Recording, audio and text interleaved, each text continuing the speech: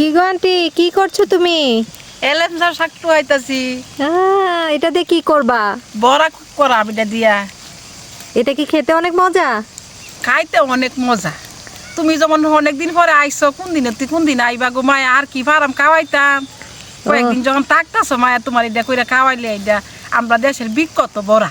ও আচ্ছা, তাহলে এটার রেসিপিটা আমি আমার চ্যানেলে ছেড়ে দেই। ঠিক আছে, দেও।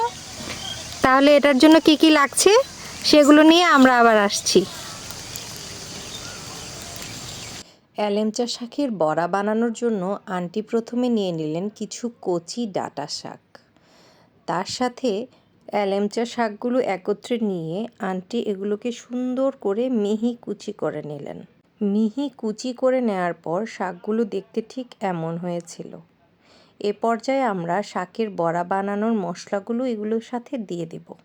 তার জন্য পেঁয়াজ কুচি, কাঁচামরিচ কুচি, ধনিয়া গুঁড়ো, জিরা বাটা, শুকনো লঙ্কা গুঁড়ো এবং স্বাদ মতো লবণ দিয়ে হালকা মেখে তার উপর দিয়ে দিলেন চালের গুঁড়ি।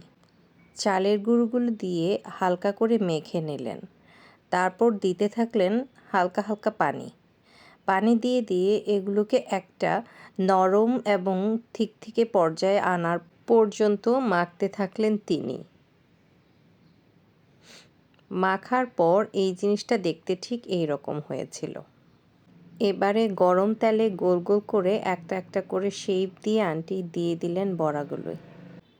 এই বড়াগুলো দেখতে কিন্তু অসম্ভব অ্যাট্রাকটিভ ছিল।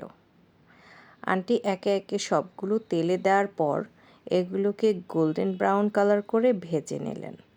কালারটা ঠিক এই রকম হয়েছিল।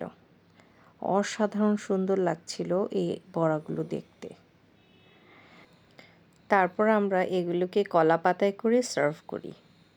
দেখেন কি পরিমাণ আকর্ষণীয় লাগছিল দেখতে। আসলে গ্রাম বাংলার সৌন্দর্য, তার প্রতিচ্ছবি আমাদের প্রত্যেকটি বাঙালির মনকে ছুঁয়ে যায়। আর এই বড়াগুলো ছিল অসম্ভব মুচমুচে। দেখেন কীরকম ক্রাঞ্চি ছিল এবং কতটা সফট ছিল ভিতর থেকে। তো আজ এই পর্যন্তই। Thanks for watching.